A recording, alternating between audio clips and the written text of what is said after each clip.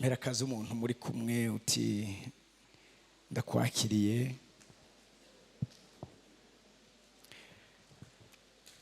muri Mw'isi indwi y'ibidasanzwe ku buzima bwacu.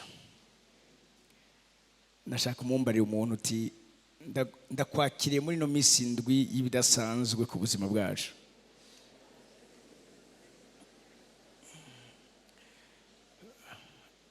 Sindabigaruka ko ariko ijambo ry'Imana riratubwira yuko twakijijwe mu buryo bwo kugira ico twiteze.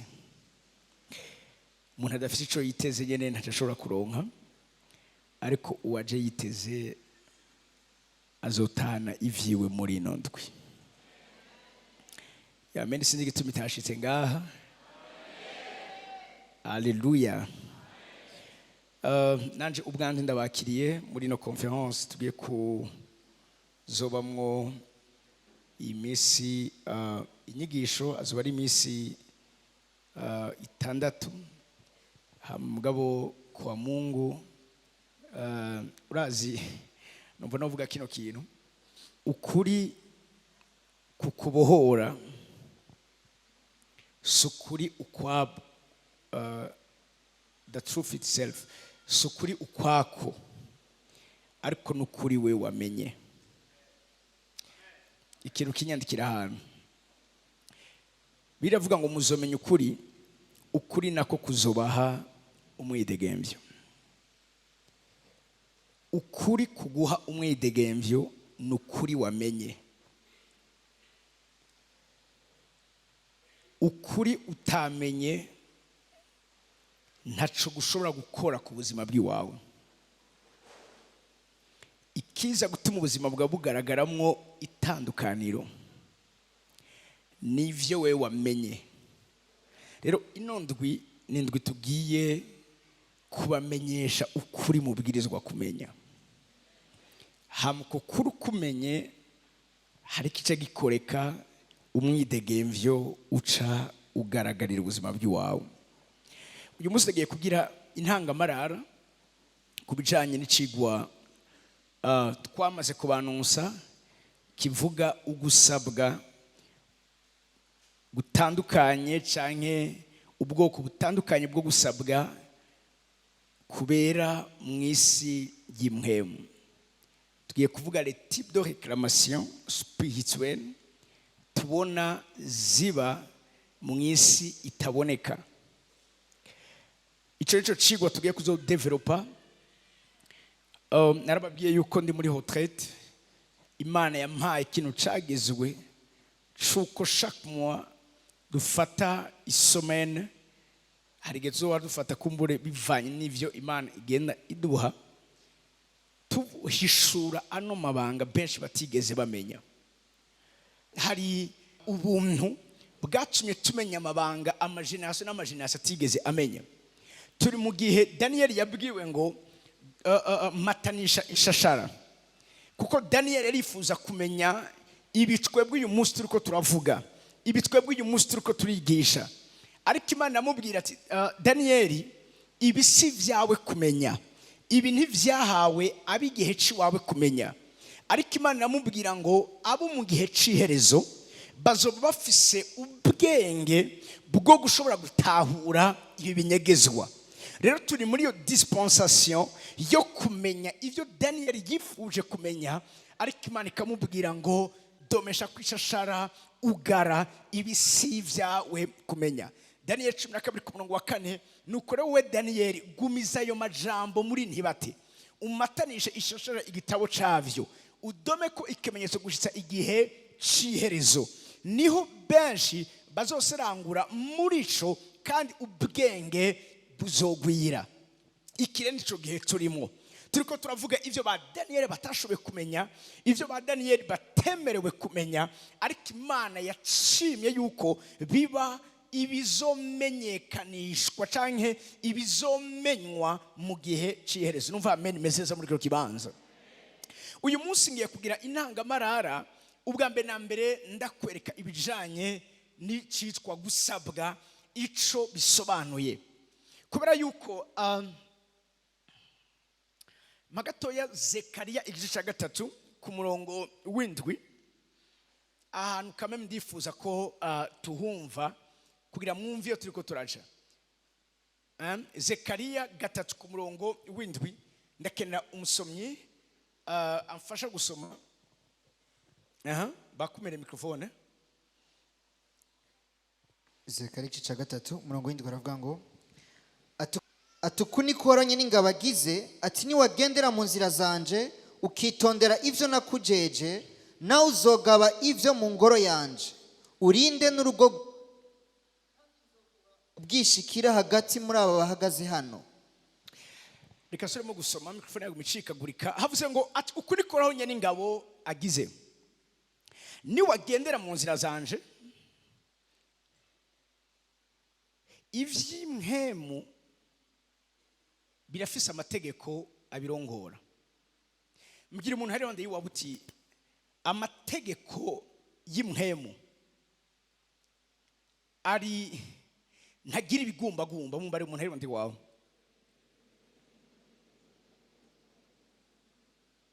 Ikidashaka mucumve amategeko y'imhemu, les lois zigize le monde spirituel ntizigira ibigumbagumba, ntiziraba ngo uyu muntu asanzwe yaragowe reka tumwepargne. N'amategeko yashinzwe, munyumvirize neza, kandi ari applicable ku muntu wese. Kuko Petero yavuze ngo niho mwimenya ko Imana itarobanura abantu ku butoni.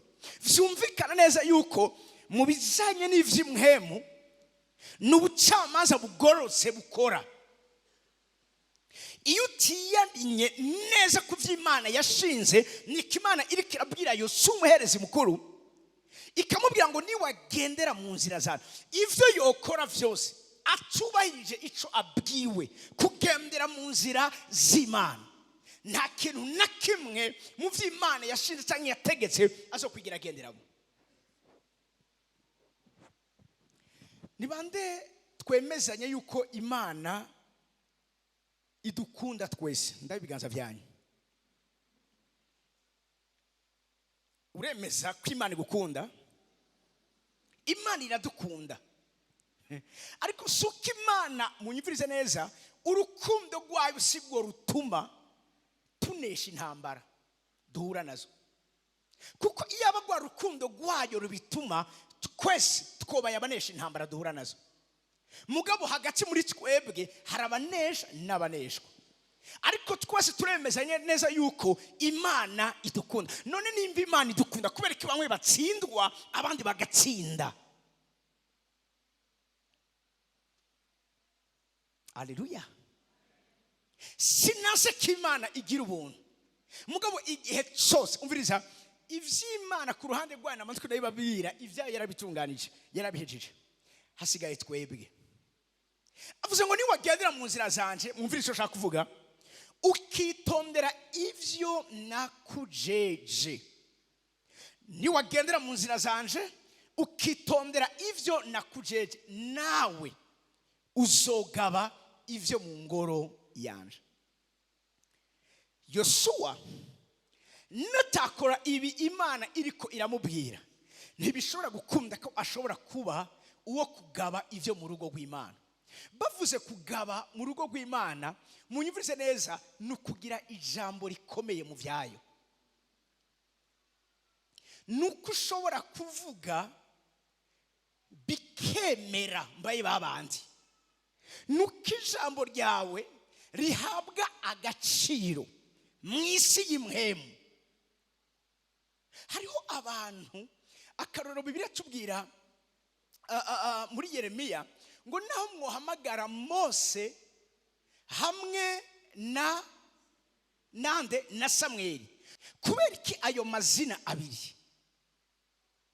Kubera iki Imana tavuze ngo naho mwohamagara abanyizera bakampamagara? Yeremiya 15 ku murongo wa 1 havuga ngo maze Uhoraho arambura ati naho Mose na Samweli bohagarara imbere yanjye, naho Mose na Samweli bohagarara imbere yanjye, kubera ko aya mazina y'aba bantu. aba n'abantu Imana yagize segaba, n'abantu Imana iyo tuvuze segaba nimwumve ibijanye na personalite, nimwumve ibijanye no kuba ugwego institution, nimwumve ibijanye no gucika ugwego rukorana n'inzego z'Imana. Numva amen imeze neza. Mu minsi ese numvise uvugira igipolisi ariko aravuga abantu bahanye kubera yuko abantu bababesheye ngo batwaye ubugabo abantu hama bacabaringira kuri abantu barabakubita na polisi baje kubabuza haraba gushamirana. Basha bavuga ngo amategeko avuga yuko ata muntu yihanira. Niko ngo mayani majambo ukungene ibintu byatunganijwe nubwo umuntu yoba yakoze ikosa hari ujejwe kumuhana. Wewe ni wamuhana utari muri ugo rwego rujejwe guhana abagize amakosa urahanwa. Numva amen imeze neza. Ico Imana iriko irarondera ku buzima bwacu nuko dushobora kuba inzego zemewe mu bizanye n'ingingo zishobora gufatwa ku bintu bimwe na bimwe. Aramubwiye ngo garuka gato muri Zekariya, niwagendera mu nzira zanje ukitondera ivyo nakujeje, nawe uzogaba ivyo mu ngoro yanje, urinde n'urugo rwanje, uzogaba ivyo mu rugo rwanje urinde. Mwani majambo uzokwemezwa n'ubwami bw'Imana gufata ingingo, si ivyo gusa uzoba n'umuntu wo kuzezwa ivyo mu rugo rwanje. Hefasha komeza kavuga ngo kandi nzoguha ubwishikira. Vuga ngo ubwishikira. Ubwishikira mumva isharisho. Mwani majambo nzokwemerera gushika aho abandi batemererwa gushika. Nzokwemerera wewe kurenga akarimbi abandi badashobora kurenga.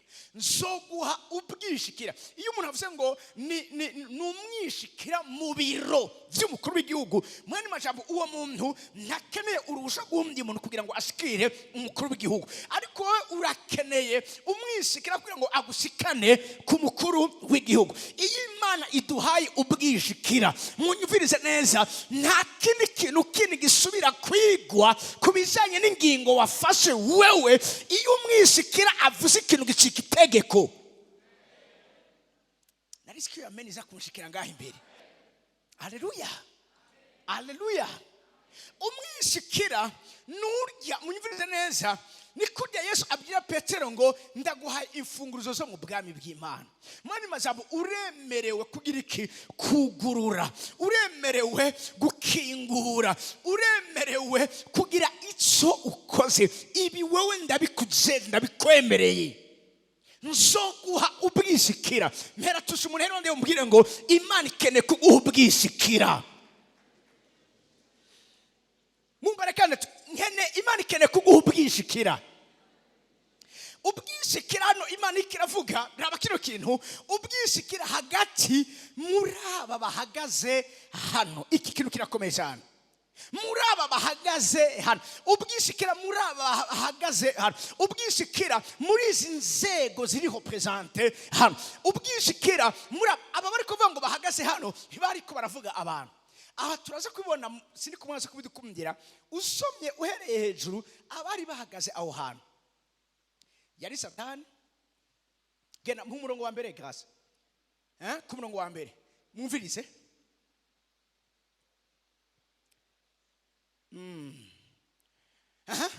Maze anyereka Yosuwa umuherezi mukuru ahagaze imbere y'umumarayika uhoraho. Hariho umuherezi mukuru, hariho umumarayika uhoraho, na Satani ahagaze iburyo bwiwe ngo amurege. Ku murongo w'ibyo nzoguha ubwishikira muri aba bahagaze hano. Hariho ikibanza abaherezi bakuru bageramo abandi bantu batashobora kugeramo. Iyo umuntu atowe kuba umuherezi mukuru, ni umuntu yaba yemerewe munyumvirize neza, kwitaba ubutumire, kuba muri rendezvous y'Imana, guhura n'Imana n'umuherezi mukuru muri icyo gihe wenyine yari yemerewe gushika ahera hahera. Haba hariho abaherezi, hari witwa umuherezi mukuru yatogwa ku mwaka. Uwo rero niwe munyumvirize neza avugana n'Imana, arenguka imbere y'Imana. Uwo niwe yumva imigabo n'imigambi y'Imana akaza akayishikiriza abantu. Mwana mazambo, umuherezi mukuru ni urwego representa abantu mu bucamanza bw'ijuru.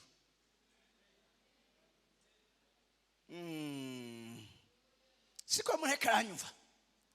Imana ibwiye Yosuwa ngo nzogwa ubwishikira muri aba bahagaze hano. Nicyo cyo mushobora kubona nk'akore tuko turasoma Bibiliya, Satani yararengutse imbere y'Imana, ararega Yobu, arasaba Yobu.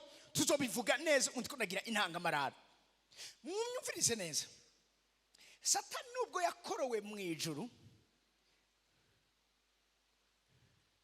ntiyimwe uburenganzira bwo gushika mu ijuru.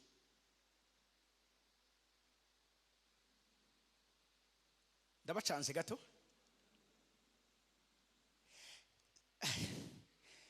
Satani yarakorowe n'ivyo gukorogwa, yarakuwe mu mabanga yarafise, mugabo ntivyamukuye ko uburenganzira bwo gushika, munyumvirize neza, mu ijuru. N'uyu munsi tuvugana, Satani arahura n'Imana bakaganira.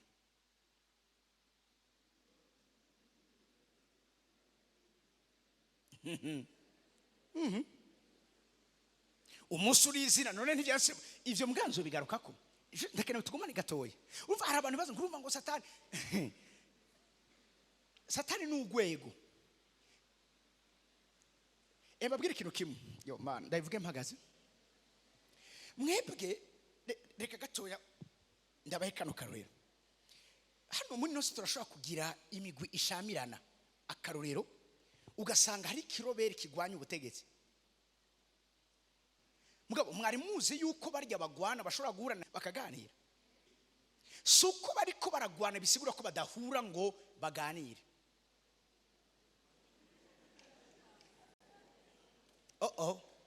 Kandi ico gihe iyo bariko barahura ntavyo kugwana bibaho. Kugwana birafise ikibanza cavyo.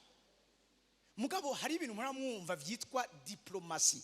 Diplomasi ni imvugo y'imhemu. No mu vy'imhemu haro diplomasi spirituelle.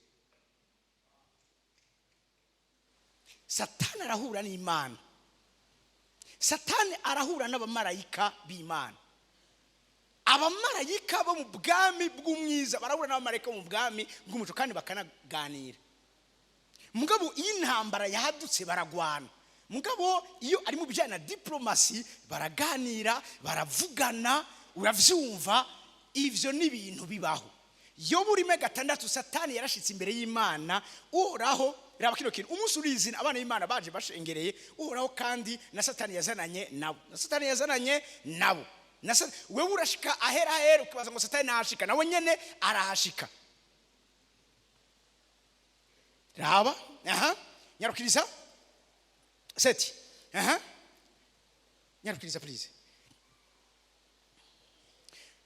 Uhoraho abaza Satani atuvuye he? Iyi ni diplomasi. Mwe mwari muzi ko Imana ibonye Satani simuturiza umuriro. No, Satani arafise igihe azoturizwa umuriro. Mugabo hagati yico gihe hatarashika hari ibiganiro vyama biriko biraba. Wa muntu yaragwaye imwe mu Yesu aje yamubwiye ngo mwana w'Imana kigihe cacu kitaragera. Imwe mu mbi zirasiko zirafise igihe cazo. Muri umwanya ico gihe kitaragera, umviriza, haraba imishikirano, imigenderanire. Iraba kino kintu. Imana none ibisi vyabaye. Aba bantu bahuriye he? Talk to me. Abantu bahuriye mw'isi. Satani ikigihe Imana mwazi kikibaza ati Satani uvuye bahuriye he? Mwijuru. Ntibahuriye mw'isi. Mwanyumvise? Mwanyumvise? Raba kugena Imana. Satani uvuye he? Satani isho alez. n'ikigani alezi mwe murashobora gutangara none nk'aba banyepolitike iyo bahuye nko kuri plateau bariko baradefanda ivyabo baratukana ukavuga ati aba bantu n'abansi mugabo iyo plateau iheze bashobora gura bakabati bite rero sha ngo warumpakije sha una wati reka tajya nani nari mfise ubwoba ko kajya kantu yaratubajije ushobora kunjaniranya nuko atabanye politike benshi ngaha mfise mugabo ivyo ntibibaho aba basi tubone barabara bakaramukanya muriko muranyumva baratelefona barafitanye amanimeho arashobora kunamutumira ati uraza mugabo abiza kumugarantisa iyo munyumvirize neza meme no mu bihe vya kera iyo intumwa ije ivuye muri camp adverse ikaza izanywe n'amahoro hari itegeko ry'intambara ribuza ko iyo ntumwa igirirwa nabi. Hari ikintu bita drapeau blanc. Iyo umuntu azanye idarapo ryera bisigura ngo azanywe n'amahoro ntiwemerewe kwangaje intambara. Gushika ngaha turi kumwe Satani yaravuganye n'Imana. Rero raba kino kintu ikibazo Yobu yagize ngaha nuko Yobu atamenye ukungene aba umwishikira muri aba bari bahagaze ngaha. Ariko Imana ikirabwira Yesu umuhereze mukuru iyo Yobu aza kuba ari ngaha yari kwidefenda mugabo Yobu yabaye victime ya Satani n'Imana bariko baragira pari kubimwerekeye adahari. Ivyo rivyo vyama biriko biraba uyu munsi mashengero yacu. Ivyo rivyo vyama biriko biraba mu miryango yacu. Amapari araba ibiganiro bikaba mugabo ugasanga umuntu afise ubwishikira. Aya mabanga ndiko ndabigisha n'amabanga abashoboza kuba abishikira. Haleluya. Haleluya. No. Okay. Let's proceed. Ngarukanira Zakaria, sorry. Nzo ubwishikira muri aba bahagaze hano. Ngira umunene wati urakeneye ubwishikira mu nzego zo mu bwami bw'Imana. Iki kintu kirakomeye cyane. Urakeneye ubwishikira. Iyo turiko turavuga amareclamation munyumvirize neza. Hari uburoro bwinshi sovuga ubwoko butandukanye parce que umunsi niko ndagira intangamarara mugabo reclamation niki gusabwa niki nigihe ugira ivyagiriji wagirizwa ukagirizwa nande na Satani gushika n'uyu munsi kugeza Satani aciriwe ko iteka. Satani afise ministère n'uyu munsi yo kuregana n'umu accusateur. Muriko muranyumva n'umurezi bivuga ngo umurezi wa bene data. Nimba Satani uyu munsi afise yo etiquette yukuba ari umakizateur ari umurezi wa bene data aho niho amareclamation ava. Bo uyu munsi ngoma ndabashoke gatoya kubera kurumva turi mu ishengero ryo mu gihe ciherezo tubiza kugira ubwenge bwo gutahura aya mabanga. Genda gatoya muri Petero wa mbere 5 ku murongo w'8. Ndashaka nk'ama version hatatu. Ume King James, ume Amplified, ume na New King James. Tugomba tugende bukebuke. Haravuze ngo mwirinde ibiboreza. Chakarongo muri Bibiliya yiwawe cyangwa muri kane yiwawe. Wanashaka uno murongo ushake unawimure wose. Mwirinde ibiboreza. Mwame mugavi. Umurezi wanyu ariwe wamugwanizi agenda nk'intambwe yivuga arondera uwo arotsa. Sisura kuja mu yindi mirongo yindi ngoma ngume muri uyu murongo ukigwa cyo umusigabikira kuri murongo. Uno murongo n'umurongo iyaba ishengero rya kino gihe ryo shoboye guhishurirwa ukuri n'umuco uri muri aya majambo Petero yanditse. Hariho ibintu uyu munsi ishengero rya Kristo ribamo ritofuye risubiye kubamo, kuko uno murongo utekemo ubuzima, utekemo heritage, utekemo iragi ry'amageneration n'amageneration. Mu bindi bihugu iyo tuganira urumva umuntu akubwira ngo jewe ndi generation ya gatanu y'abakozi b'Imana mu muryango wacu, ariko twebwe uyu munsi uraza gusanga amageneration yose twabiza kuba twarakomotseko. Satani yaragiye arayahuhutisha, yaragiye arayica, arayarimbura, arayarandura ahereye mu mizi. Ubu generation yose irirebanga. Ubundi munyumvirize neza, ntabwo ari umugisha w'Imana, munyumvirize neza ko utangura ivyo undi yabwiza kuba yatanguye wakomotseko. Uyu munsi twakabwiza kuba turi, munyumvirize neza, ishengero ririko risiraho imfatiro. Uyu munsi twabwiza kuba turiko turagira iki, kuba turiko turagerekako kuvyo twakomotseko bashizeho. Siriko muriko muranyumva?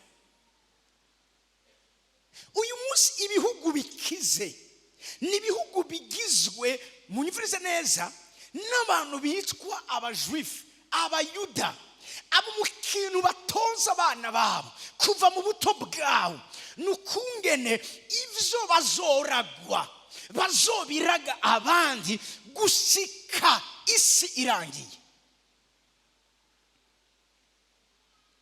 Siko muriko muranyumva? N'abantu ugiye kurabome ngo ni bake, mugabo ni bake ariko bafise ubutunzi bwa benshi. Uyu munsi wo kuri mitaye muri Afrique du Sud, Afrique du Sud ntiyose ko Afrique du Sud tubuze umunsi. Uyu munsi wo kuri mitaye yabo muri Kenya. Rimwe naganiye n'umuntu akomeye muri Kenya arambwira ngo hariko arabimishami, arambwira ati ibi nibizomara umwanya. Igihe Odinga yariko aragira imyerekano yo kwanka amatora yuko yibwe, donc igihe bashizeho Ruto n'igihe meme cha Uhuru, atarambwira ngo abanyamitahe bubatse Kenya ntibashobora kwemera yuko ako kavuyo kamara umwanya munini, kubera barafise amaintere yabo, barafise ubutunzi bwabo aho hantu. Bateza kuze bamuhamagara bagatsoba kumubwira ati gabanya ivyo bintu kuko ntidukeneka ivyo twubatse bigira ingorane, ubandanije tukakurekura ntibazotora ikiziga ciwawe, parce que ivyo barabifitiye uburenganzira. Usura kumva umuntu asura guturitsa bombe muri telefone y'umuntu ariko aritaba, uku niko bakubise za Hezbollah n'abandi muri telefone y'umuntu igatika ibombe, bari mu nama bose bagapfira aho nyene. Bafise isi mu kiganza cayo. Uyu munsi Amerika mu muziki ikomeye, Amerika yubakiye ihagaze, munyumvirize neza, ku miryango atari na myinshi.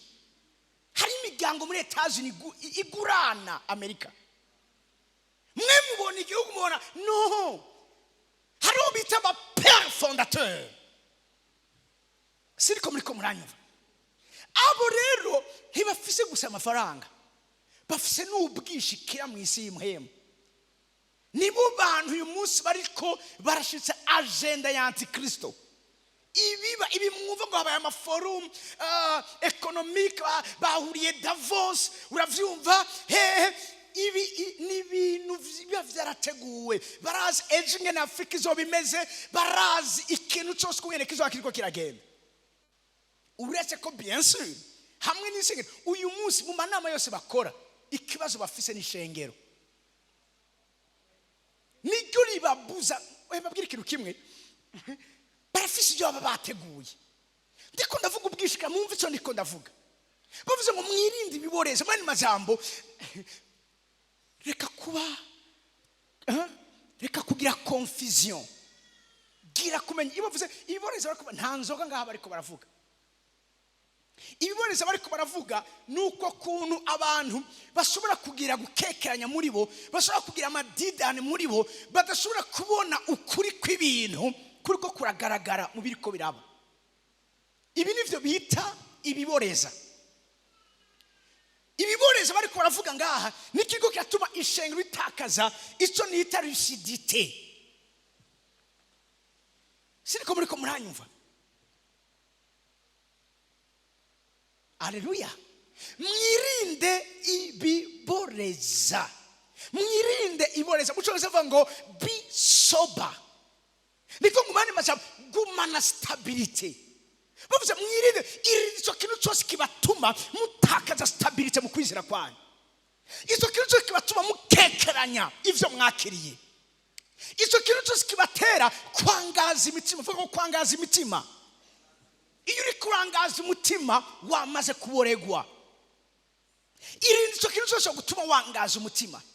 Irinde icyo kintu cyose gutuma udahagarara mu kuri wamenye. Uyu munsi usabana Imana bariko barinyagisha, bariko baratakaza ivyizegwa ivyo bari bubakiye ku buzima bwabo, batora ibindi batazi inkomoko yavyo. Aravuze ngo mwirinde iboreza.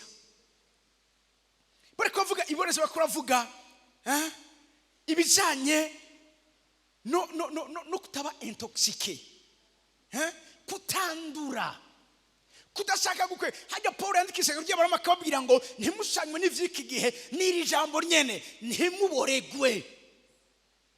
Iyo ushaka kuba nka naki, ushaka gukora nka naki, iyo ushaka kwitwara kuko bagize gutya reka ngire gutya, ukibagira ko hari ubwami komokamo. Ivyawe birafise aho bikomoka. Uyu ndashaka gukora iyo business akunguka, mugabo wewe urashaka kuyikora ugahombera ico nyene kubera ko iso sico Imana yari kirashaka gukora. Siniko muriko muranyumva? Haravuze ngo mwirinde ibiboreza. Mbiri umuntu rero ati irinde ibiboreza. Ibiboreza reka navuge muri kino gihe nakaga kuku. Ibintu biriko biraza bitwara amazi. Ugasanga umuntu ntarize kwicara ngo yumviye. Bose immigration professionnelle muri Canada nawe ugatugenda. Vyakweli.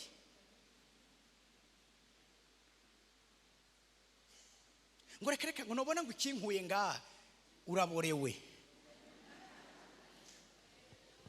Hamwe ho baraha Imana yaguteguriye kari uzogirirwa neza. Uraza abantu benshi mu buryo bw'imwemi ndavuze ko muvugishwa, telefone y'Imana irasona igashigwa kuri repondeur ivuga ngo uwo murondera nimushobora kumuronka kuko yagiye i Dubai.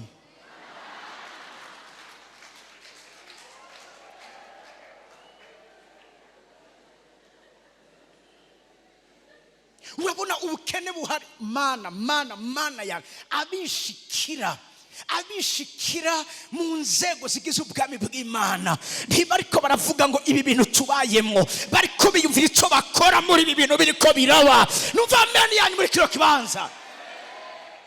Umunsi umwe Isaka badoshi ya desa, umunsi umwe Isaka agomba guhunga. Imana imubwira ati guma aho nyene abandi bareke bahunge, ariko wewe hari isezerano mfitaniye na so wawe Aburahamu. Guma muri iki gihugu, guma mu gihugu. Iyo Isaka aza kugenda, ivyo Imana akoranye nawe ntiyari kubikorana nawe. Hari abantu uyu munsi kubera akaboregwe k'ivyiyumviro vy'abantu, akaboregwe k'amasantima n'amemoso y'abantu, akaboregwe k'ibigumbagumba vy'abantu, akaboregwe k'inama tutazi yo zivuye. Ndabwira ibintu biriko biratwara abantu amasi vyinshi muri byo. Mumbabare ndashobora gushika umwasi wanya akakanya, ariko hari igihe kimuzomenya neza kubona umukunzi wawe. Vyinshi ikivyinyegeje inyuma ni mpemu y'umubi, ni mpemu y'umugwanizi n'amahekramation satanique ku buzima bwawe.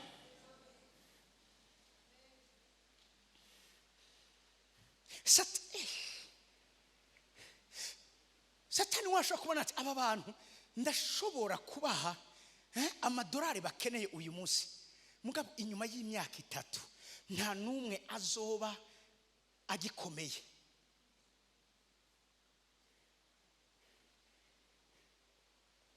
Akavuga ati inyuma y'imyaka 5 ni umviriza aborambye mu myaka bo maze moyenne ndakuye ko 10.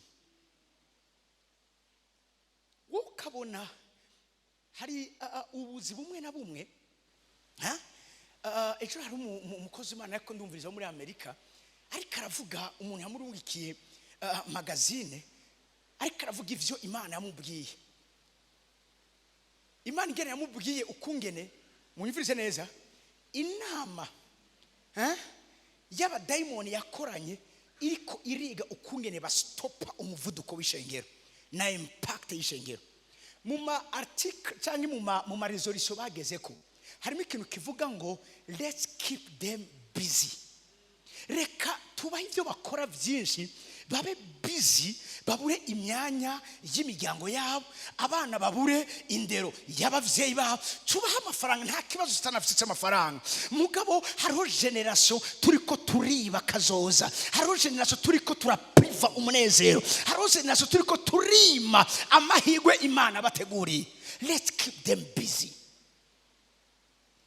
ku buryo na dimanche bakora, ku buryo bashika muhira basanzaye ntibasubiye kuronka umwanya wo gusoma ivyera vy'Imana. Kuko plus basoma bakamenya ijambo ry'Imana niko bagira ubwenge, niko bamenya ibihe babayemo, nuko bahishurirwa amabanga.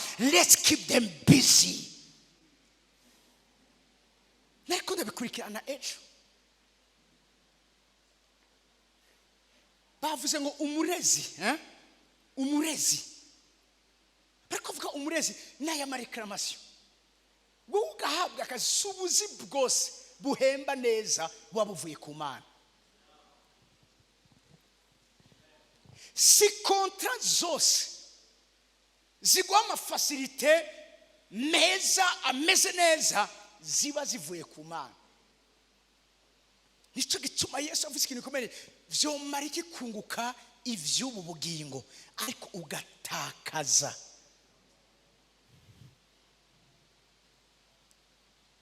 Amahoro n'umunezero ntibiva mu kurya inyama igihe cyose uzishaka. Daniel na bagenzi we barabayeho bajya inyabutongo, babaho bamerewe neza, bagira n'amagara meza aruta abama bariko barya inyama zaterekerewe ibigirwamana. Imisozi mu bintu vyagiye bindi nabinzigama nuko igihe cyose haza ikintu kiburura abantu benshi. Imisozi Imana yamwimbwira ngo hari ico navuganye nawe muri ibi bije, hari ivyo mbabwira ikintu kimwe, na Satani arabizi yuko kenshi abantu mu kubaboreza abazanira ibintu bigaragara ari vyiza. Yavuze ngo mwirinde ibiboreza. Ibiboreza ni ivyo bintu vyose bigutuma wibagira yuko kubaho kwawe si umushahara wo ngaha mwino si shobuja wawe, si nyoko buja wawe, ariko ni Imana yavuze ngo ndaguteretse baho nawe urabaho. Haleluya, haleluya. Mwirinde, irinde ibiboreza, irinde ibiboreza. Strategy ya mbere ya Satani kugira ngo ashobore kuzana amareklamation, kureklama abantu, gusaba abantu, nukubanywesha kubiboreza bagatakaza lucidity. Nuva amen meze neza. Amplified ivuga ngo be well balanced, temperate, sober of mind, sober of mind. Hari ikintu baguma ariko baravuga sober of, gira ivyiyumviro biri hamwe, gira ivyiyumviro biri lucide, gira ivyiyumviro bisorera imizi mu Mana. Shaka mbwira ati irinde ibiboreza. Muri ini NRT I think have ngo stay alert, watch out for your great enemy the devil. He prowls around like a roaring lion looking for someone to devour. Looking for someone to devour. Mwirinde ibiboreza ico ncambe. Mugatwe turavuga ibiboreza. Oh God. Reka gato ndabahe amanote. ibiboreza bishobora kuba inyigisho zisinziriza ishengero. Vuga ngo inyigisho zisinziriza ishengero. Urazi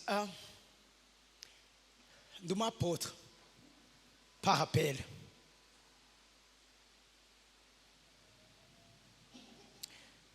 Muvyo Imana iduhamagarira nk'intumwa harimwo kino kintu cyo kurinda, kuzigama. Munyumvirize neza, inzira canke ico umwanditsi w'imigani avuga amaborne y'abakera. Amaheve yose aba arafise shema, arafise protocole akurikira. Nta reve yabaye, munyumvirize neza, kubera ko abantu baje gusenga ari benshi. Reve zabaye mw'isi yose zabaye kubera yuko abantu bajanjaguritse mu mitima yabo kumva neza yuko babwizwa kwihana bagahindukira Imana, bakava mu byo bari barimo bagasa n'Imana. Uyu munsi ari ibintu homengo na mareveye, mugabo ivyo Mana nzoshake ndabizire, nzobigwanya gushika ku mpemu zanje za nyuma.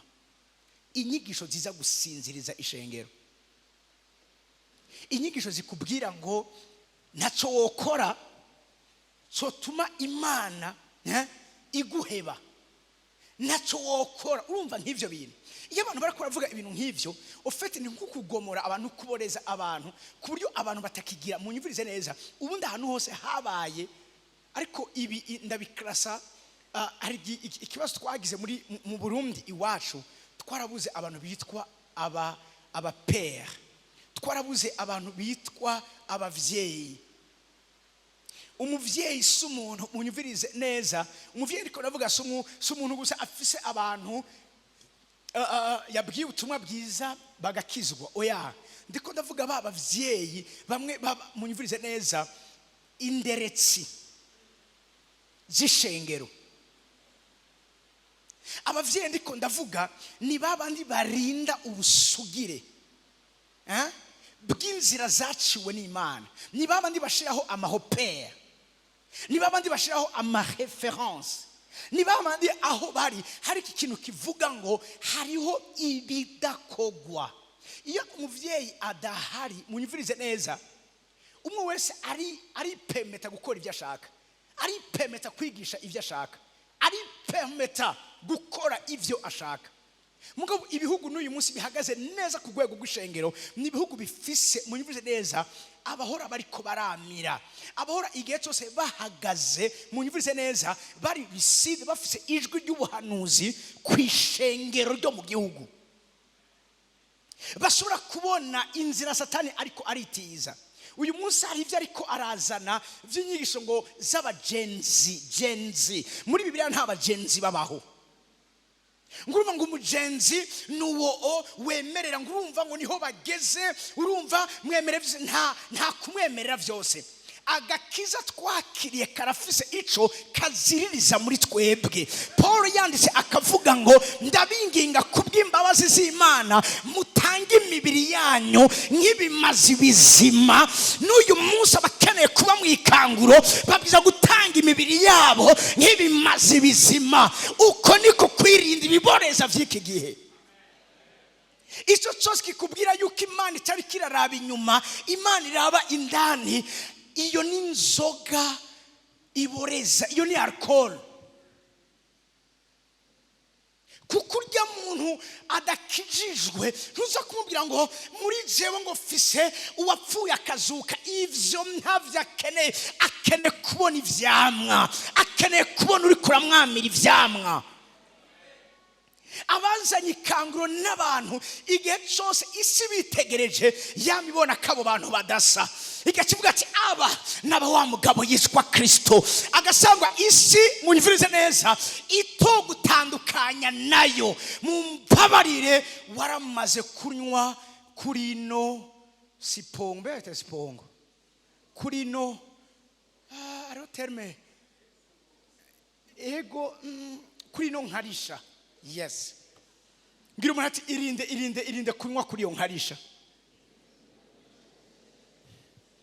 mwanyumvise irinde kunywa kuri iyo nkarisha ngo ubu turi abana b'Imana turi kumwe n'umukwe nta mpamvu yuko twisonzesha egosha ngo umwana wawe ntiyorinda kwisonzesha kugira ngo umugirire neza nimba ari umwana wawe ufite devoir yo kumugirira neza sawa ni mubandanye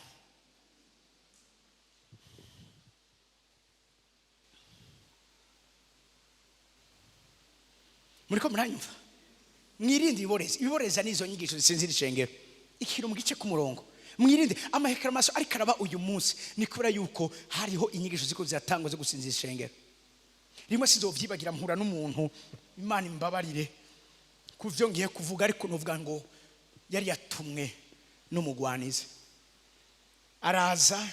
azazanya amadiploma akuye muri Amerika bien sûr urumva ikintu satana akunze gukoresha bien sûr harimo ikintu c'amafaranga Imana ihezagire ishengero ryayo n'amafaranga menshi uyo muntu araza atangura kwigisha abantu yuko gukoranira ahantu nk'aha ngo ni ishengero ivyo Imana ngo atavyo ishigikiye bitari biblique ngo ariko ngo ishengero ngo Imana yemera ngo ni ishengero ryo mu mazu agasoma ya mirongo Paulo avuga ngo urandamukiza ishengero ryo mu nzu kwa naka arafata akura abantu mu ishengero abatwara muri ayo mashengero yo mu mazu inyuma yatangura kubabwira yuko abantu bavuga mu ndimi ivyo arama manipulation yuko ngo bitangaza ngo benshi bavuga ngo k'Imana bakoreye atari vyo ngo umuntu adakwiye no gusenga ngo akire atwara ko Imana yatanze ubwenge ibuha abaganga ugwaye genda wivuze abo bantu baca baba abanyabwenge b'ivyagezwe ku buryo akantu kose nukumva bariko barakosora wasenga ukavuga ati Mana nyene ijuru niza ati ivyo bintu uvuze urumva urazi ico bisigura bagatera amakonfuzi abantu nta misi yaheze abantu bahoze ari abantu babaho vivaliste Imana irapfa muri bo ntibasubira gusenga yamasengesho ngo iyo Mana muvuga ngo kurondera Imana ati yataka yawe irondera to bakazana ibintu wumva ngo birimo logique ngo Mana ngo nje mubwiza bwaba tubwiza bw'Imana ni hehe naho uva naho uja ati ndakubwiye wasohose byari kandi kumengo bisoundinga neza twagiye tugira ibitero abandi baza kora ko bazi ko abapastori benshi bafise ikibazo c'uburyo barasabwa batanga amayerekwa yabo babemera ko bazobagura amaparcelle bazobubakira bazobaha ama mutualité umuntu yarafise nk'ishengero nk'iri bagaca bariha igiciro babati nk'umuntu afise abakristo bashika amajana 3 azohora ahembwa kuva ku miliyoni 3 ku kwezi atumwa turamanura ivyo ni ibintu biba ngaha muri kino gihugu inkarisha haraza abandi bazana ikintu kivuga ngo kingdom versus mendom ayo se n'amahekramasi iyo barakavuga hekramasi gusabwa nukuborezwa mu buryo bw'imhemu ugata ukuri wari warubakiyeko ico kintu bari kuvuga ngo ubwami bw'Imana n'ubwami bw'abantu kingdom versus mendom basha bavuga ngo hari abantu ngo badutse ngo bubaka ubwami bwabo ngo abo bantu ngo muzokumva ngo bakunda kuvuga ngo naba visionnaire basha bavuga ngo mwishengero rya Kristo nta mu visionnaire abaho ati mu visionnaire ni Kristo nta mu père spirituel abaho ati mu père dufise n'umwe ni data wo mwijuru baca benstora ikintu cuko bagira ngo ishengero nk'igi Yerusalemu ico bita inama y'abakuru b'ishengero canke conseil des anciens umuvyeyi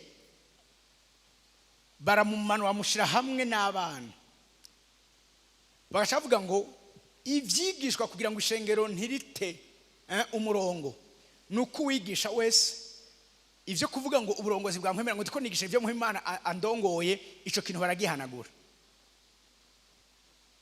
Ati ico umuntu yigisha abwiza kubanza kugitegura akagiha mu giswahili bavuga ngo baraza ya wazee, ngo bagaca basansura. Nivuga ubutumwa za kuvuga nk'umuntu ateza kuba nabuhaye abatama bo mu ishengero bakamanza bagasuzuma ikintu cyose, uyu murongo ukuremo, aka karorero gakuremo, akabutanga ubwo butumwa mercredi kugira ngo azobubyigishe dimanche. Hariho twaganiriye kere yari moderne mbona imbere y'uwanje, acarambira ngo ishengero nararisubije Kristo, ngo naye nararimwivye, ngo narayimusubije. Ubumengo bisoundinga neza. Mugabo uyu munsi muhemu yarazimye. Birivuga ngo muri ico gihe ngo amahishurirwa ngo yarasigaye ngo ari imboneka rimwe. Uyu munsi kugira ngo umva amavuta y'Imana, uyu munsi Satani aridoraguza agatora abasha kubera iki yaramaze kubaboreza. Paulo aravuga ngo nimba ku bandi ntari intumwa ariko kuri mwebwe ndiyo. Siko muri ko muranyumva? Abikono bambere kandi aravuga ngo mufise ababarera 10,000 ariko ni jewe muvyeyi wanyu, ni jewe muvyeyi wanyu. Siko muri kumvira ndavuga. Aravuga ngo ngiye kubavamwe amabingira y'inkazi, atawaye umukuku agiye kubinjiramo. Kubera ko ayo mabingira aje Paulo agiye. Kubera ko yari lucide, yari yaranse kunywa kuri no nkarisha. Petero kubera ko abizi yigeze gusabwa. Ngiye umuntu bati Petero yanditse aya majambo yarigeze gusabwa. Petero yasabwe kabiri. Mwari mubizi? Petero yarasabwe asabwa mu gihe cya Yesu. Luka 22 ayo majambo ndayabiki gihe cyayo. Yesu arabwira Petero ati Petero, Simoni, Satani yagusavye ngo akugosore nk'ingano. Ikindi gihe Satani amusaba aciye kuri Herode. Ivyakozwe n'intumwa igice cya 12. Igihe yarekrama Yakobo ntiyaronse abo kumutabariza. Ishengero ntashobora kumva neza ko turabo gutabariza abariko barasabwa. Satani azoguma ariko ariba yica atikiza. Yasavye benshi mu bakozi b'Imana, yasavye benshi mu bana b'Imana, yanywesheje benshi mu bantu bari barahamagawe. Uyu munsi arica akiba agatikiza atacamira.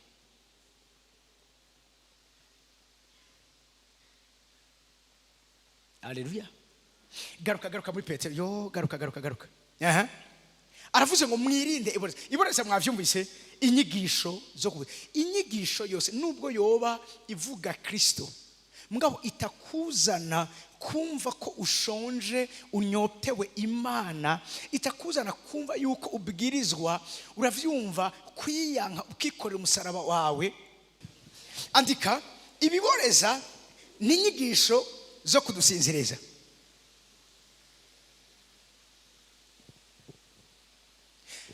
Muramaze kumva ko nk'akarorero inyigisho benizi iyo turiko turazigisha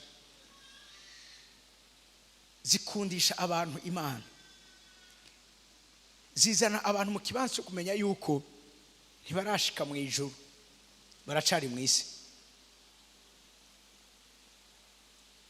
Inyigisho benizi zikuzana gufata responsabilité ziwawe nk'umwana w'Imana.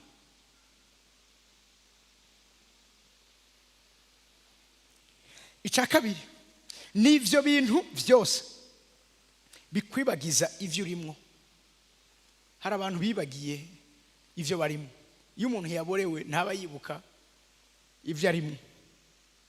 Ibiboreza nico kintu cyose kigutera kwibagira ko wama uriko urarondegwa kandi ushobora kurotswa atagikozwe. Ndasubiramo. Ibiboreza nico kintu cyose kikwibagiza ko wama uriko urarondegwa. Mbwira umuntu n'undi wati waruzi ko wama uriko urarondegwa.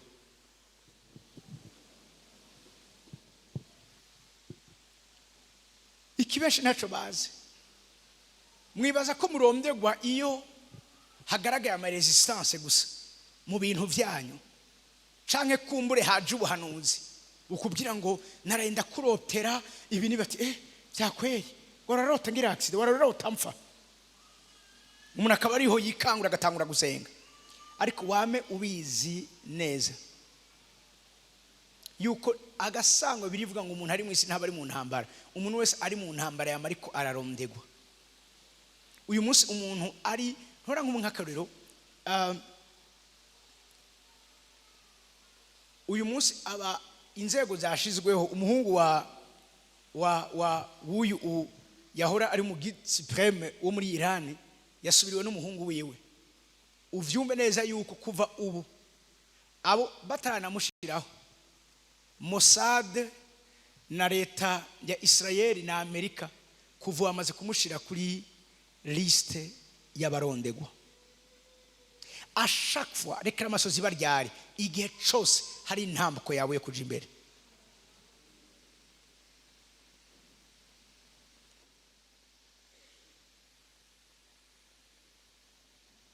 Mwanyumvise?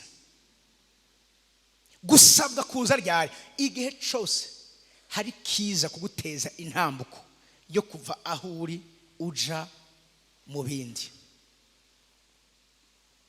Nko muhungu wa rijya zina Hamenei uwamusubiriye yitwa n'umuhungu mizina yiwe Motabash. Kuva ubu yamaze kuja kuri list y'abarondegwa kwishwa atarashigwaho. nta kibazo yari afise, mugabo kubera yuko abaye placé muri iyo position ubu ni umwansi w'abanyamerika, ni umwansi w'Abisirayeli.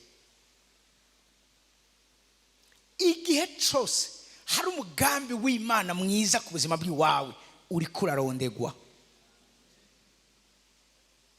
Nisho gituma uzobirabe ashafwa ugiye uravyumva gutera intambuko winjira mu kintu gikomeye ku buzima bw'iwawe, niho hantu haduka intambara zikomeye. Nutangura kubona intambara zisubiranya impande zawe, ukibaza none kari iki kintu kitarazi kubera iki nari merewe neza.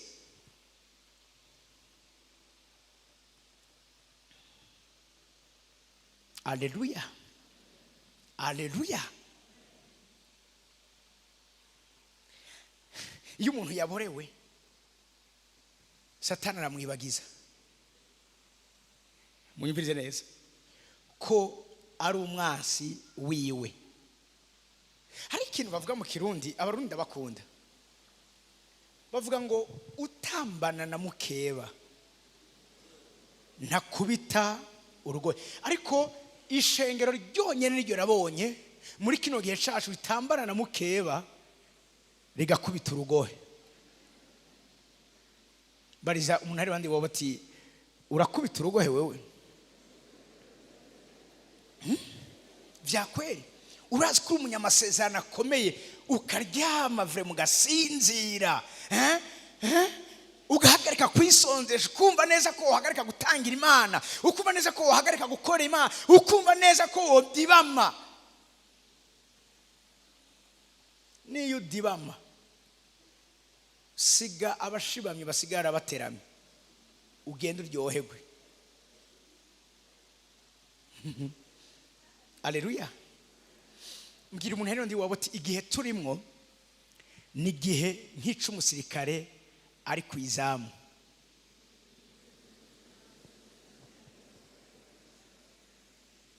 Surakana mumbwira umuntu hano ndi uri umusirikare ari kwizamu. Umusirikare kwizamu arasinzira, ariko abandi baba basinziriye. ariko umusirikare iyo aramutse arara izamu aja ku izamu abwirizwa kwirinda gukubita urugo. Amen. Donc ibiboreza nico kintu cyose kigutera kwiyumvira yuko manda dahe canke damene mbe bitandukaniye he? Dahe na damene nico kimwe mugabo?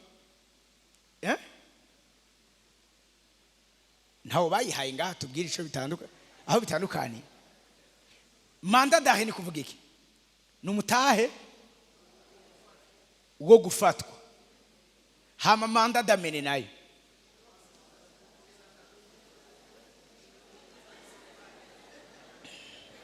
mbwira umuntu ati iyo wahagariswe utujanwa ututwagwa. Mwanyumvise? Mbwira umuntu wawe ati kuva umunsi Imana igutoranya umutahe wo kuguhagarika no kugufata uri ku buzima bw'iwawe.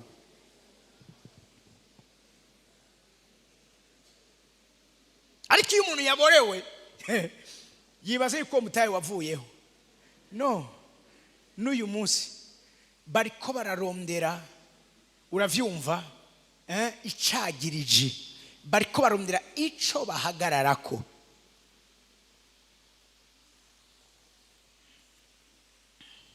Hari ikindi kintu gikomeye Bibiliya tubwiye ngo kuko umwansi wanyu ariwe murezi agenda aroha nk'intambwe irondera uwo irotsa. Mbwira umuntu ndi wo bati urashobora kurotswa. Ivyo shaka ndabikubwira uvyumve neza. Abibaza ko badashobora kurotswa nibo barokejwe.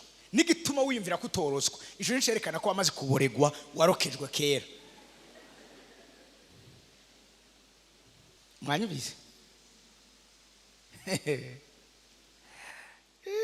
Yesu ibaza ariko arasenga kubera z'amareklamasyo ahari. Aravuga ati data sindabasengera ngo bakure mu isi ariko uyibarindemo, ariko yo dusengera ngo Imana iturindire mu isi atazi neza ko ari ibintu biturondera. Paul ariko avuga ngo urupfu rukorera muri twebwe, that death is at work in us. Ico kintu yapfuye kukivuga gutyo nyene. Twama turiko turicwa bakuduhora. Ivyo bintu yapfuye kubivuga gutyo nyene.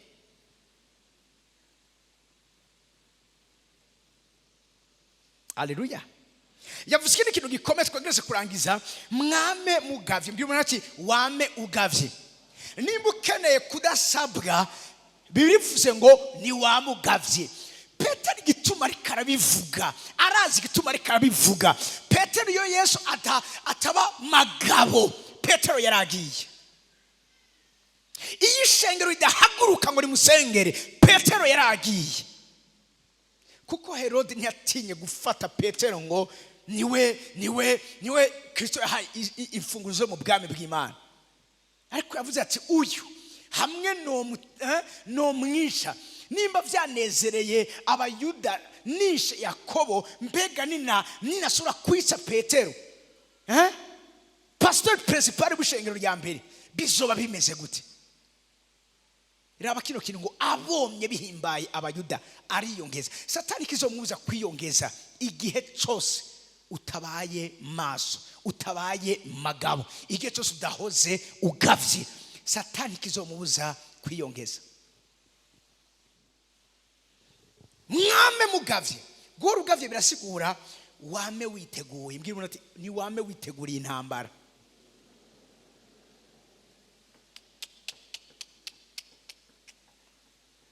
Saka mbwira uwo muntu rero ndi wo bati ikigwanishwa cawe ni came giteguye gukora akazi. Haleluya. Hari abantu batazi inkota zabyo ziri. Haleluya. Hari abantu batazi ibigwanishwa byabo aho biri. Nimba umwasi yo gutera ukabanza kwimira ngo mbega ngo ya nko iri he, ya nkota iri he, azoba ari trotara. Urazi abantu bateguwe neza aharyamye ikigwanishwa kiba kiri hafi yiwe, kiba kiri hafi yahashikana kuboko, igikoresho kiba kiri hafi. muri ko muravugana kiba kiri hafi ni ngaha saharinda kuja ni hafi yiwe abana b'abasoda ngaha siko bimeze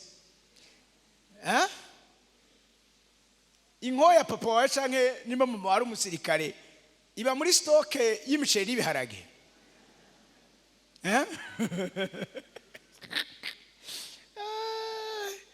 Haleluya muri ko muranyumva guhora ugavye nukumenya ukungene umwanya wari wose utora igikoresho cawe hanyuma ukagikoresha nayo gutanga ngo hewe nama nibuka hari umumama nigeze kuba nsengera igihe kimwe arezigiye uyo mumama iyo ntaye bamwe barayizi ngaha uyo mumama ku ishure yigako barigishwa n'umukongomani uwo mukongomani umunsi umwe abwira uwo mwana w'umukobwa ico gihe ari umukobwa mbwa ico gihe twahura yari umumama amusaba ko baryamana nawe ntiyabimwankiye gusa aca mubwira nabi aramutuka hanyuma wa mwigisha wiwe aca aragenda aramuroga mu kumuroga aca mubwira ijambo amubwira ngo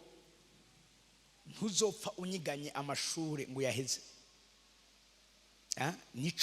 nico kirego yashizeho ibyo tuzobivuga neza wa mama araheza kukumengo hari muri terminal araheza humanité aje humanité atangura université mugabo ayitangura yagize mariage aca yigasoa yapfa gushika mu ishure haca haza umunuko uvuye ku mpande ahatandukanye ukaza ukamuzunguruka aho yicaye yambwiye ati mukozi w'Imana haza umunuko ushobora kuba kubwanje ari wo wa mbere unuka kuruta ikintu ca mbere kinuka muri nose ugaca wansekra umubiri wiwe ari mu ishure abo bicaranye uwo munuko barawumva bagaca bahaguruka bakideplace akirotruva kwiranje yose niba asigaye hicaye wenyene no gushika ku ntebe y'inyuma bamubishije kandi bose agenda bagira ati bamwe akamwegera atari uragenda kwivuza mugabo yashika hanze avuye mu ishure wa munuko ugahera mugabo yinjira mu ishure wa munuko ugaca uza imisoso wari ufise amasaha uzirako amasaha y'amashure y'ivyigwa ndamusengera duwe mu gihe ashaka guheba amashuri umwana avuga nti afise umugabo adakijijwe hamwe yoheba amashuri urugo ruzoba rusambutse ngerageza kumutera intege namubwira nti kadusenga Imana ndagusengere ubohoke ari kubandanya amashuri kuko umugabo wa ntavyotawe uzuza kumubwira ngo avuga ati urabona bya bintu abakizo bagenda bakabahenda bagenda bakabakoropa mugabo misi yose ageze mu ishure wa munuko wacuza mu nyuma turiko turasenga Imana imishurira ivyo bintu byamubayeko ndayimumajije acanambwira ingene vyagenze ndabwira ni rero umenye neza kino kintu hariho ikirego catanzwe yuko utazokwigira uheza amashuri ikintu cyose cyo gutuma wavansa mu bijanye n'amashuri ico kintu kizokwamiga cyose kiriko kiragwanywa sizovyibagira ikintu nshaka kubabwira yapfa gushika mu ishuri wa munuko uje agaca kompoza nimero y'uwantu kora mubwiye ntoke ntaco bije genda uzompamagara ce dusenga yapfa kumva bitanguye kuza yaravyumva ku mubiri urazi burya umuntu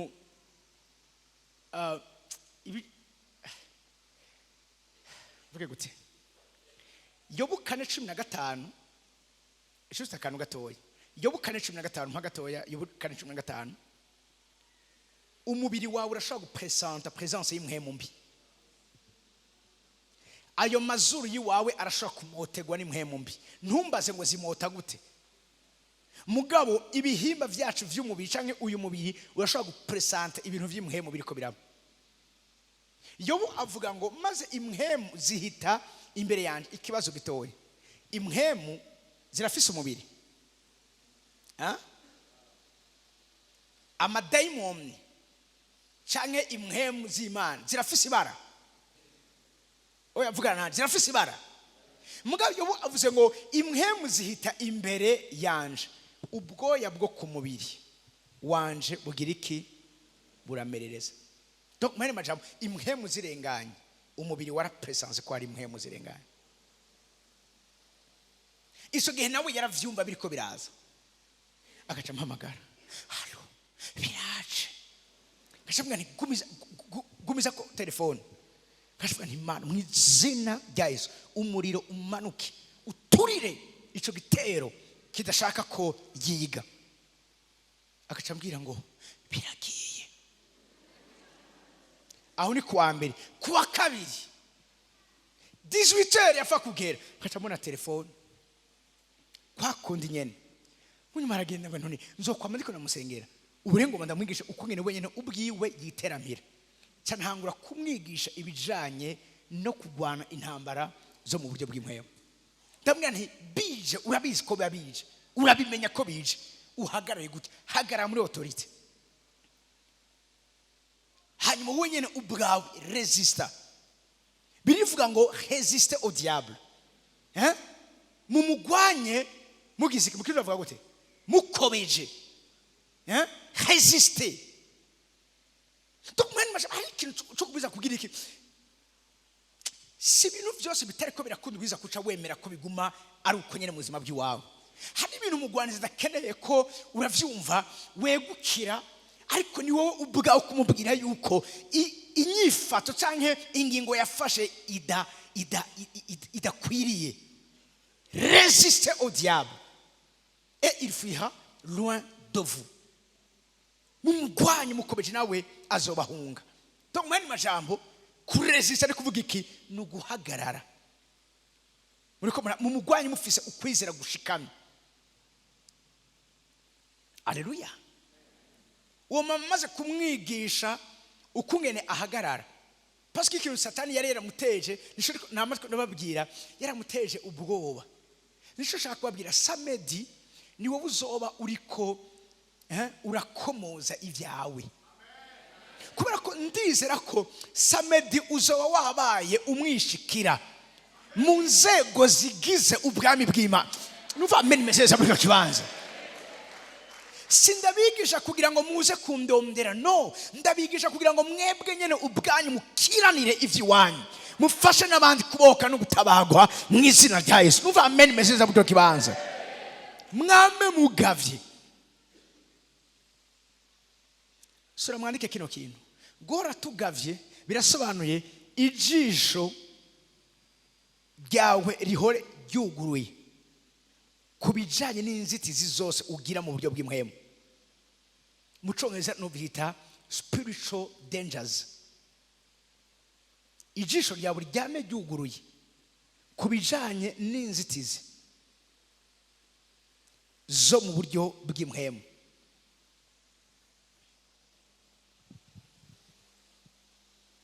Abantu b'impwemu barazi ukungene bategura intambara. Nategura intambara amaze kuyigeramo, arayitegura atarayijamo. Guhora ugavye ijisho rya buri ryame ryuguruye. Haleluya. Yashavuye ikindi kintu gikomeye ngarukanira Petero. Atavuga ngo wamugwanize, umurezi wanyu ariwe wamugwanize, umurezi wanyu ariwe wamugwanize, umurezi wanyu ariwe wamugwanize. Agenda nk'intambwe. Cakaronga hano hantu nk'intambwe. Nk'intambwe yivuga aromera uwo arutse. Nasomye commentaire yo mu Kigiriki bavuga yuko ari aggressive. Bavuze ngo agenda nk'intambwe. Donc mwene majambo afise ishavu ryinshi, afise brutalite nyinshi. Uwo muhanganye afise brutalite nyinshi. Ikiwame ukizi ni wa wundi iyo atakuronse ikibuzi inkware kivumbukana igihuna arondera ikindi kintu kiri hafi swati n'umugabo n'umwana nakazi kiwawe muri kontra yiwawe ntabura icahitaniza. Hari abantu inyuma yo gukora ibikorwa biteye ubwoba bidasanzwe by'intashikirwa mbaye babandi uzosanga ku kanyuma imodoka yiwe bace bayigonga. Ufite iyo modoka ntigonzwe kubera ikindi ni shavu wabuze ukungene akugira wamunaniye agatsiraba ikiri hafi yiwawe agapfa kugira iki kugwihitana. Kenshi n'amaniro tuva duhejeje ibikorane niho umugore wanje yacagwara niho umwana wanje yacagwara. Ndabizi neza ukumyere ntegura igikorane mu bijanye no gushiraho uburinzi no senema kubwanje no kubwabanje ndetse n'ishengero. Siniko muri ko muranyumva nigishijwe n'Imana ivy'intambara ku buryo imbere yuko unshikira imbere yuko uza kubomora ivy'Imana yamaye kubaka uzobanza kumanza guhura n'ibindi imbere yuko je unshikira. Muri ko muranyumva? Haleluya. Agenda nk'intambwe. He is aggressive. Akora uko ashoboye kugira ngo agire ico arose ku bana b'Imana, agire ico yononye ku bana b'Imana. Yavuze ikintu gikomeye ngo arondera uwo arotse. Ariko ndabasikira kimwe, Petero yari kwandika no majambo atabizi neza yuko nimba Satani arondera uwo arotse hari abarotsa. Ngira umuntu ari ndebote hari abarotsa. Nje ndabazi hari amashengero menshi yarokeje, hari abanyengabire benshi yarokeje, hari aba businessman bakome mu mwanya wo kuduga basabwe basubira hasi gutangura. Cyo gituma namandiko ndababwira ashake tap ufranchije hubaka igicanira aho hantu cy'uburinzi. Siriko muri ko muranyumva? Reka pakuri wawe igigwe n'ibicaniro ugenda ushinga aho ugeze. Iki nico cazigamye Aburahamu, iki nico carinze Isaka, iki nico cagiye gituma ba Yakobo bazigamwa. Aho bageze hose intambuko yose bateye Imana bateje hari gicaniro, hari gicaniro, hari gicaniro. Mwanyumvise? Mwanyumvise? Arondera uwarotse. Iri jambo ngo arondera uwarotsa mwana yasobanuye iki? Arashoboye kugira uwo anesheje, arashoboye kugira uwo ahombeje. Mwanyumvise? N'abantu benshi ati vyari bitanguye nama nabakire muri bio apote vyari bitanguye kugenda neza, twari dutanguye kunezererwa umugisha w'Imana. Ako kanyene pa hagaca hazi kibasubiza hasi. Uyu munsi mwitegereze amashengero amwamwe uhoraho yari yahagurukije gukoresha ibikomeye muri kino gihugu. Yarageze ahantu arasabwa kandi menshi muri yo yararokejwe. Ibisigo bivuga ngo umuntu ngo ariko ngo aragira no birabaho. Satana agenda uravyumva aroha nk'intambwe yivuga arondera uwarotsa. Hamwe natwe tutoba maso ibi ndiko ndavuga natwe birashobora kutuvugwako. Ati mu gihe cyo mu myaka y'ibihumbi 2025 hari kangoro dasanzwe ku Musaga, hari shengero gitwa CRG, ariko basigara baza kuriraba hatacho bagishobora kubona. Nico gituma nzogwanishaka kugira ngo wamure umusirikare, nzogwanishaka kugira ngo wame uri umuhoviva, nzogwanishaka ku buryo utibwira ko washitse ariko wama igihe cyose wowe nyene ubwawe ufise ivyiyumviro by'umusirikare ari kuri front, ari ku rugamba, ari mbere. Haleluya. Muriko muranyumva? Arondera uwo arotsa atagikozwe arashobora kugira uwarokeje. Mugambira umuntu ari ndi ubuti c'est trop tard kuri jewe ko andotsa. Uti c'est trop tard yaracerewe kuko ndiko ndumva ano mabanga nzomugwanya Haleluya.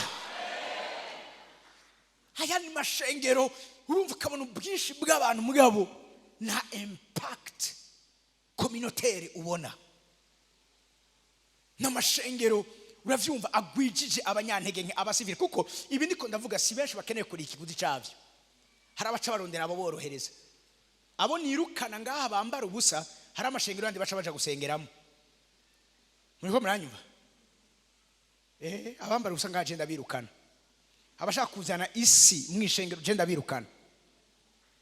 Yego rero hari aho baca bagenda babakira, batabagoza kwisonzesha, bababwira ko bari kumwe n'umukwe, batabagoza uravyumva, gutoza imibiri yabo, gupfa, kwishikanira Imana, gutanga imibiri yabo. Ngo aburengo n'abagenzi turashoye kugira ntunganda bise abagenzi ni kuvuga ngo nabo kuva muri zane 2000 Dore ngo bafise imyaka 25 kumanuka, abo n'abagenzi. Haleluya. Ndabakeneye muri munyumvirize neza, muri abagenzi b'abasirikare ba Kristo.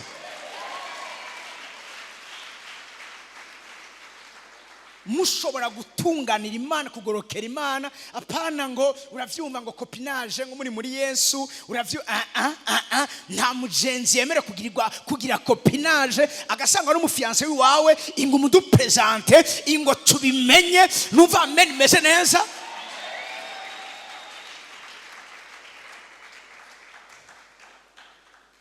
Yo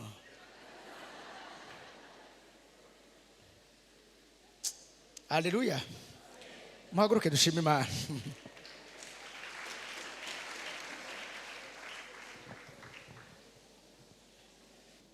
Bagwa agasore batanguye kurondera ukwikukira ku Burundi bakiri mu myaka y'abagenzi. Ariko twe dusaba abagenzi gusa bo gusuka madrede no kwambara amamini no gutamba amakompa no kwishushanya n'ivyiki gihe. Gwa gasore kuri 29 yarahejije igikorwa cyo kuronderera independence Burundi. Yashobora kwina gasheja muri Nations Unies akadefend igihugu. Abo bantu bameze gutyo ngo nabagenzi, abo barafise ico bashobora vy'ukuri kumarira igihugu muri ubwo buryo. Ibijana n'ama science munyumvirize neza ntibiza gukuraho la spiritualité. Nakijwe mu myaka y'abagenzi, nta copinage nigeze ngira. Nakijijwe mu myaka y'abagenzi, sinigeze nivanga n'ivyiki gihe. Narinzi ko hari kingera camuhe mu bugingo muri jewe.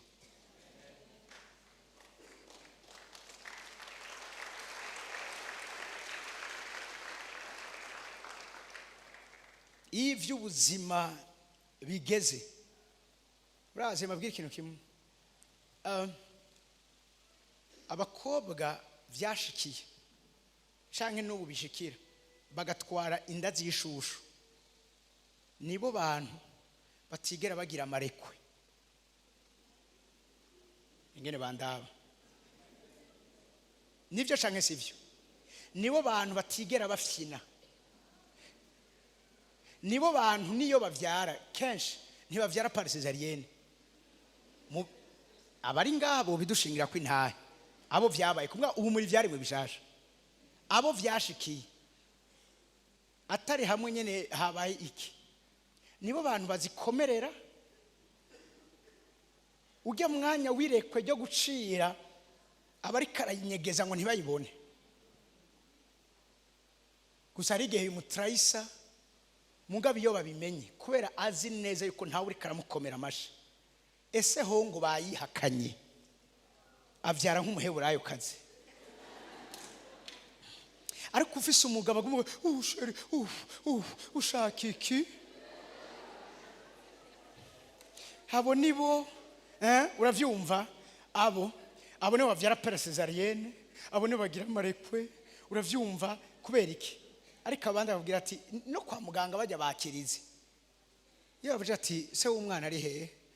Ati si hari, ari mu rugendo. hatoya yarayihakanye araho byashikiye ga bazobashingiye nawe ntibamufata nk'umugore afise umugabo cyangwa umviriza wabikoze ubizi ako gafyini kave ngaha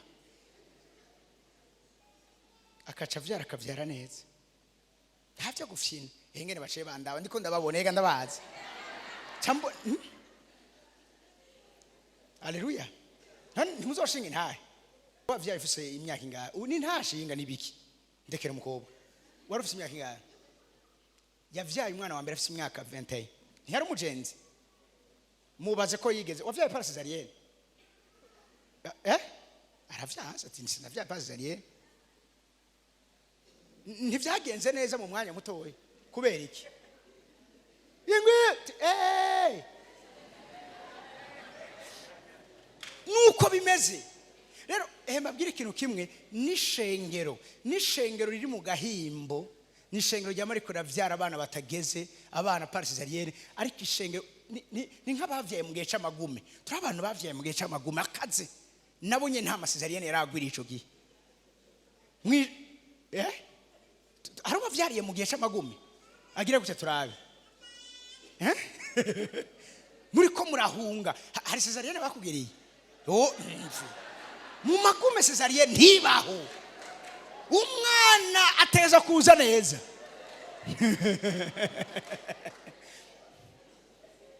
mugabo abandi baguma ariko baragira ecography hari n'abaje kuvyara batazi ico bazovyara abo bavyaye neza mugabo wa wundi akikumva gusa atatangura gusonesha marnière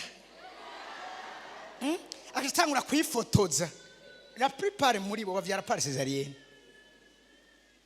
ayico ndiko ndavuga ndiko ndakivuga Haleluya tubwiza kuba ishengero umviriza ririko rivyara nk'umugore w'intabwa ishusho shagushikako tubiza kuba ishengero rimeze nk'umugore ariko avyara mu gihe c'amagume nta gafyenyi